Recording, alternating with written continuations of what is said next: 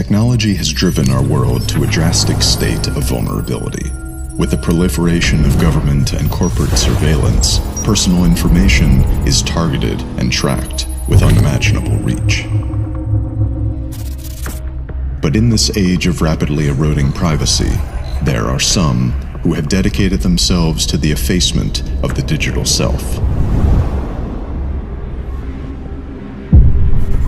They are the self-appointed guardians of internet morality, executing aggressive campaigns for social justice by the power of the crowd. They are a screaming cry for reform to the complacent, and a flaming light of revelation to the covert.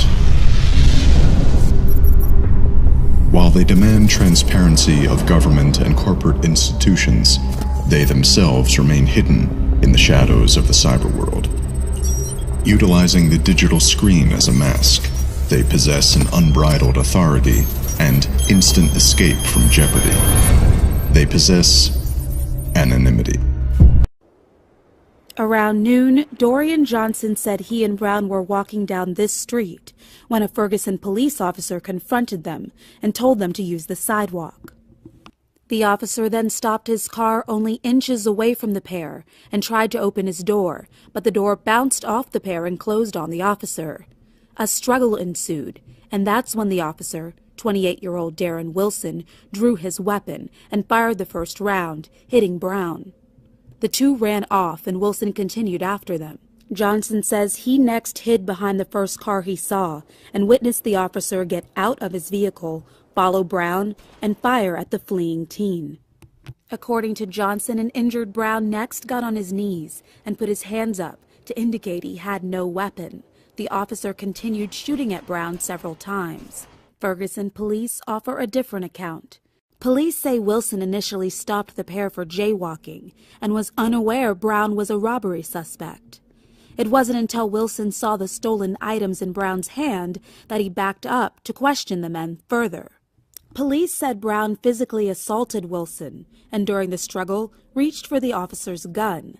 One shot was fired in the car, followed by several more, which led to Brown's death. An independent autopsy contracted by Brown's family revealed he was shot at least 6 times. Only 3 of the bullets were recovered from his body. He was shot 4 times in the right arm and twice in the head.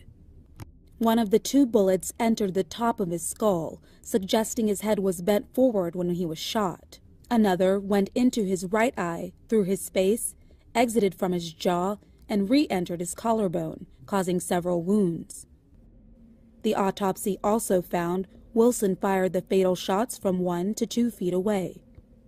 Recent footage released by the Ferguson Police Department appears to show Michael Brown committing a strong-arm robbery and stealing a box of cigars from the Ferguson market.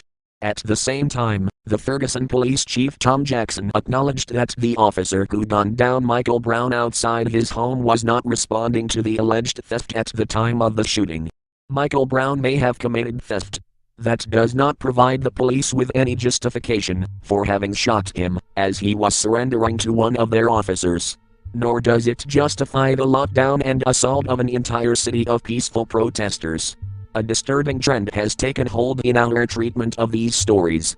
Too often individuals in the public eye are subject to a trial by public opinion, where they are judged before all the facts have been brought into view.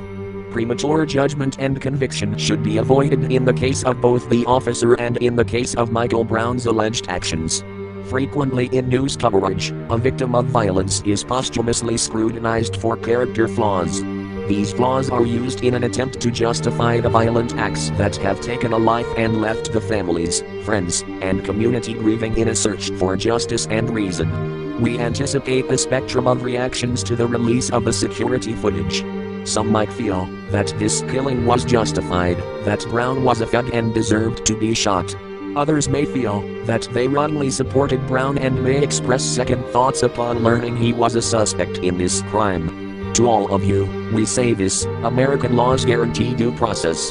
That is to say, every citizen accused of a crime has a right to an impartial trial in a court of law, to be tried by a jury of his or her peers. Humans are endlessly flawed. Michael Brown was 18, and youth make mistakes. Where would our society be if we all received such a swift and violent response to all our transgressions? Whether he committed a crime or not, the US is not a country in which suspected criminals should be slain for their purported actions. We will all watch, as a nation, as the facts of this story are presented.